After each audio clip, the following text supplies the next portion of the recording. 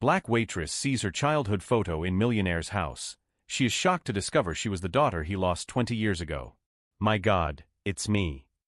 The words came out as a whisper from Jasmine's lips as she stared at the golden frame hanging in the private hallway of the Blackwell mansion. Her fingers trembled, almost dropping the crystal tray she was carrying. There, framed like a precious relic, was a photo of her at age 4.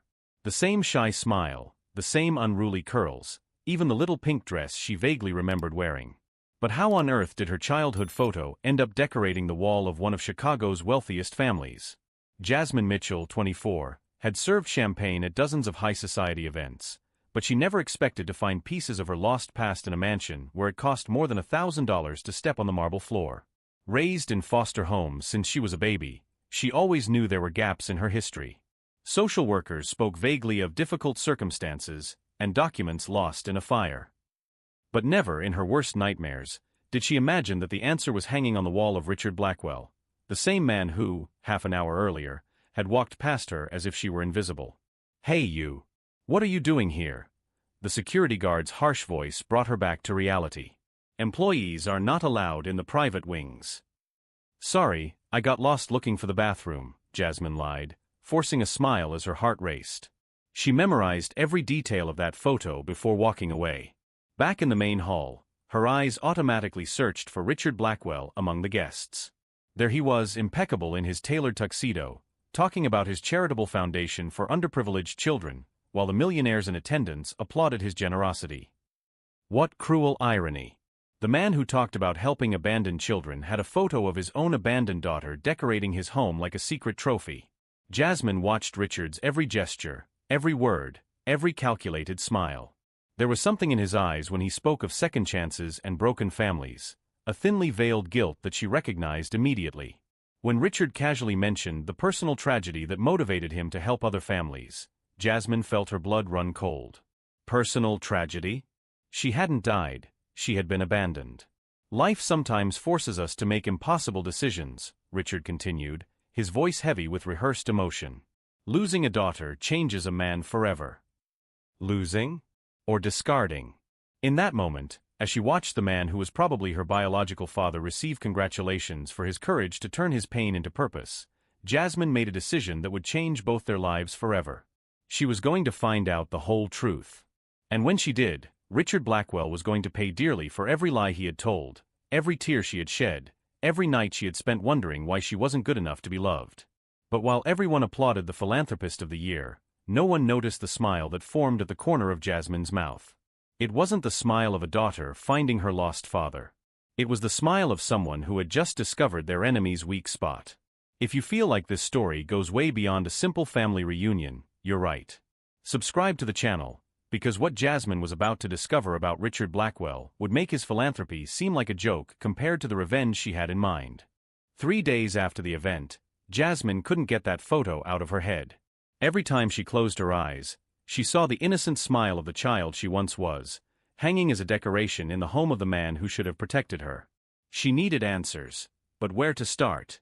Richard Blackwell was untouchable, CEO of a multinational company, board member of 3 universities, and ironically, patron of orphanages across the state. The man had built an empire on his own hypocrisy. That's when she remembered Marcus, the veteran bartender who worked at all of Chicago's elite events. If anyone knew the dirty secrets of those people, it was him. Blackwell. Marcus almost choked on his coffee when Jasmine mentioned the name. "Girl, you don't want to mess with that man. He has tentacles everywhere." "Why do you say that?" Jasmine asked, pretending to be casual as she wiped the glasses. Marcus looked around, making sure they were alone in the service area. "There are rumors, old ones, about a daughter he had who just disappeared off the map. His wife died in a suspicious accident when the girl was about 4 years old." Jasmine's blood ran cold. 4 years old. The age in the photo. The strange thing is that after the accident, Blackwell inherited an astronomical fortune from his wife's life insurance. And the girl? She was never heard from again. It's as if she evaporated. But he talks so much about helping orphan children. Marcus laughed bitterly. Of course he does. Nothing better to clean a dirty conscience than a charitable foundation with his name stamped in gold letters. That night, Jasmine created fake profiles on social media and began investigating. She discovered that Richard had married 3 times after the death of his first wife, always to much younger women who signed strict prenuptial agreements. All of his subsequent marriages had lasted no more than 2 years. Even more interesting, she found old articles about Helena Blackwell, her biological mother. The woman had been a children's rights activist, fighting to reform the adoption system. The last article about her mentioned that she was investigating irregularities at private adoption agencies 2 weeks before she died. How convenient. Jasmine printed everything she found and organized a timeline. Helena had discovered something compromising about adoption agencies. 2 weeks later, she died in an accident. Richard inherited everything, and his daughter mysteriously disappeared. She needed more information, and she knew exactly where to get it.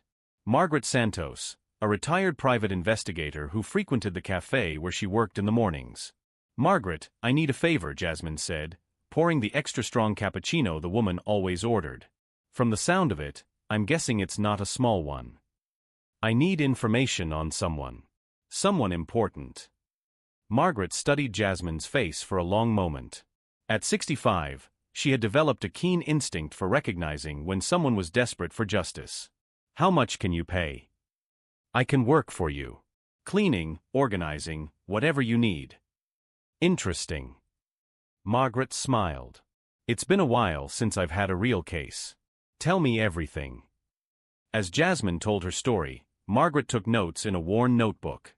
When she finished, the investigator looked at her with respect. "Sweetheart, you're not just looking for your father.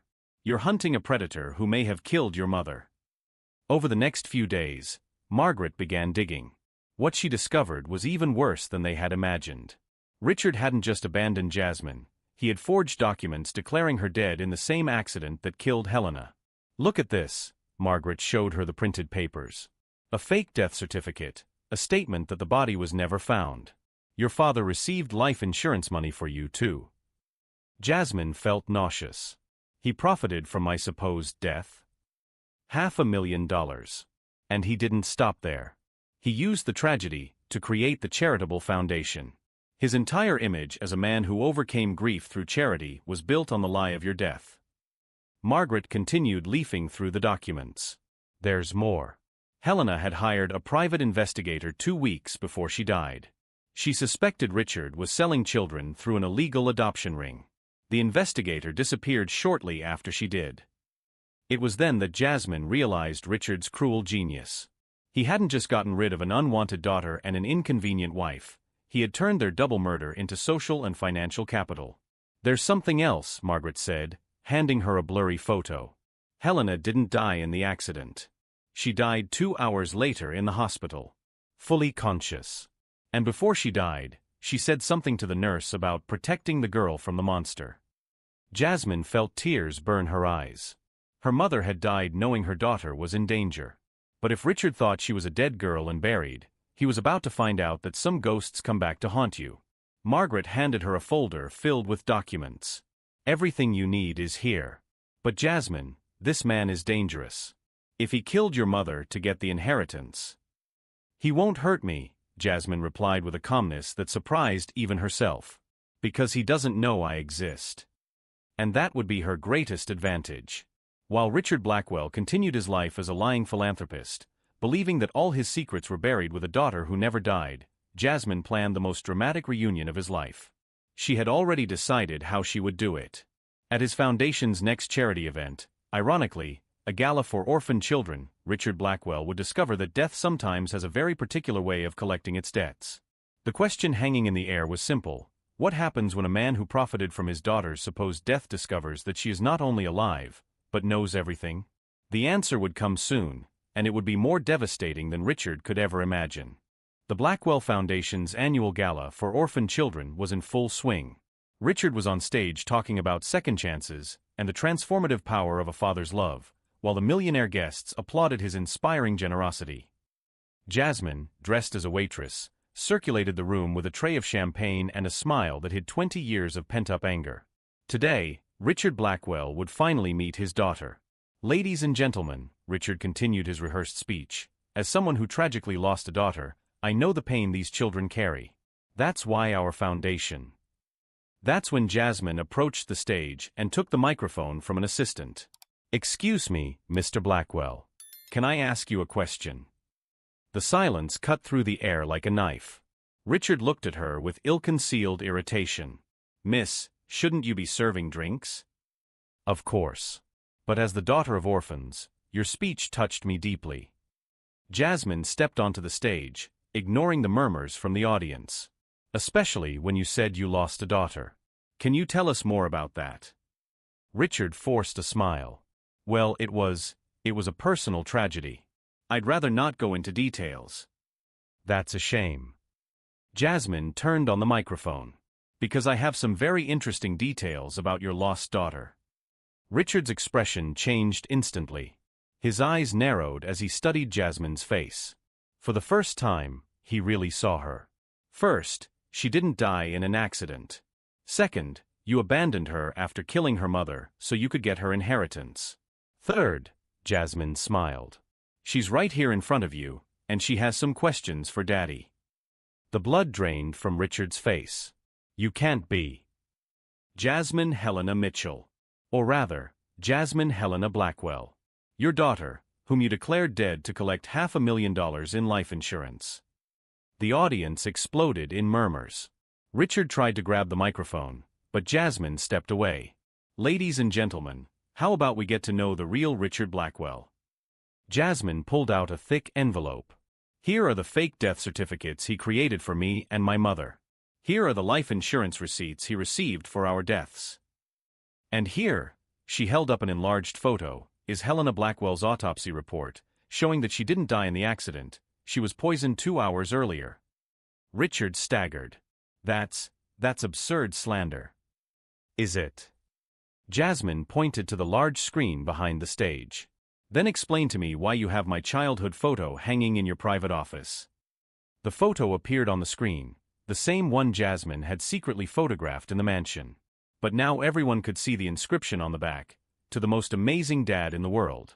I love you, Jasmine. The audience fell silent. 20 years, Richard. Jasmine turned to him.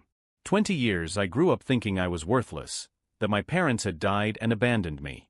Meanwhile, you used our tragedy to build your image as a philanthropist, making millions in donations that never reached the real children. Margaret appeared at the side of the stage, signaling that she was recording everything. But you know what's even funnier? Jasmine laughed. You hired me to serve champagne at the gala for the foundation you created on the back of our fake deaths. What a cruel irony, isn't it? Richard tried to recover. You have no real proof of any of this. I don't. Jasmine smiled. Press people, did you get the files I emailed you 5 minutes ago? Including the recordings of Richard admitting to his lawyer that he got rid of the problem of his wife and daughter. The journalists' cameras began flashing wildly. Richard looked around, watching his reputation crumble in real time. You, he whispered, finally understanding the extent of the trap. You planned all of this. Of course I did. You taught me that revenge is best served cold. And Dad, Jasmine savored the word, 20 years is a long time to cool.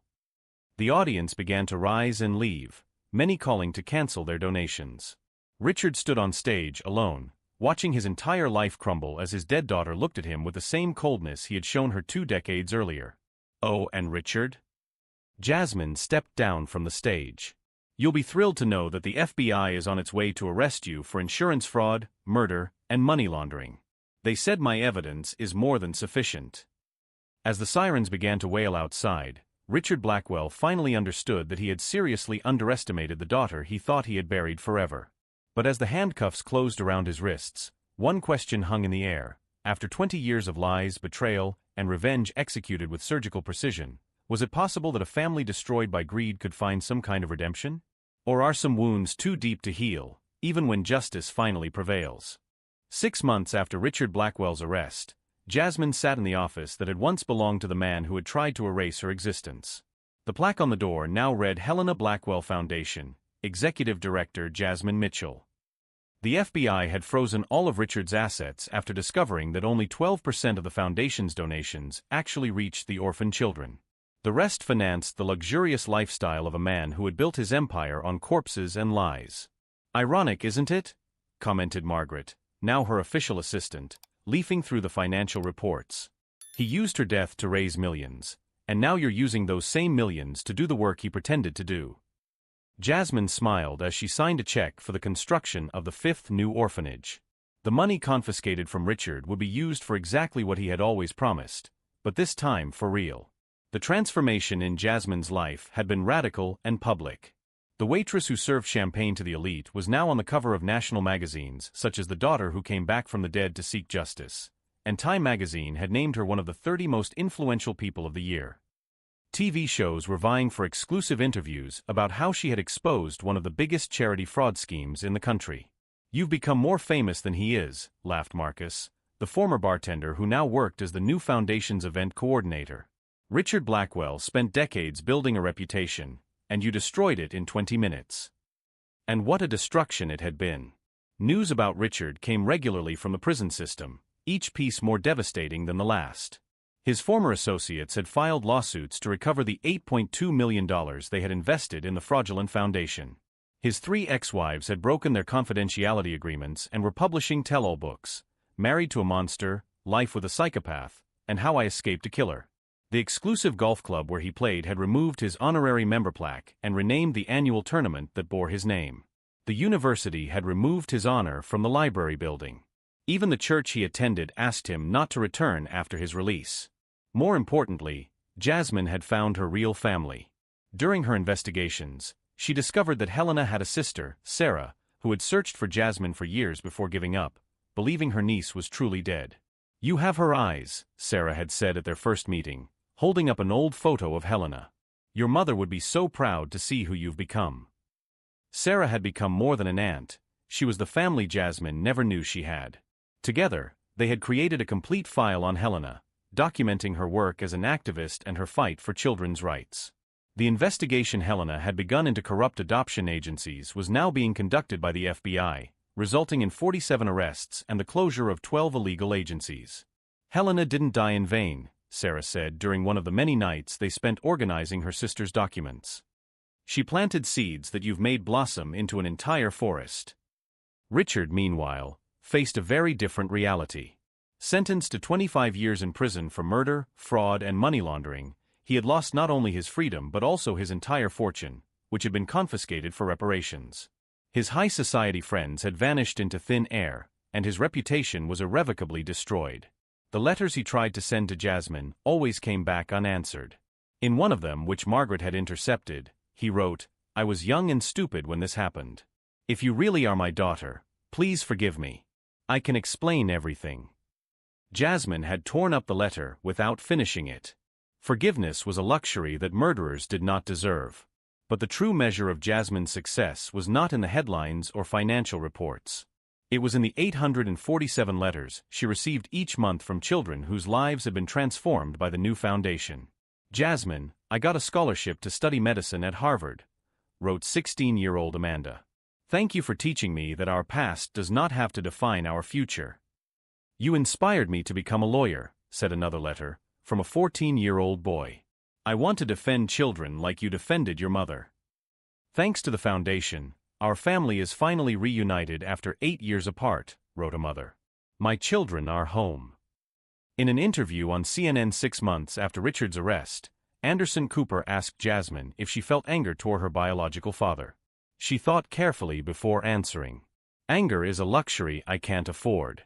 Richard Blackwell taught me, unintentionally, the most valuable lesson of my life, that our origins don't define our destiny. He tried to erase me from history, but he only gave me a blank page to write my own story." The program showed impressive images of the new foundation in operation: 5 modern orphanages, 200 children receiving quality education, 89 families reunited, 156 young people receiving college scholarships. All funded by money Richard had stolen, thinking he would never be found out. "The difference between us," Jasmine continued, "is that he used a tragedy to benefit himself. I used a tragedy to benefit others.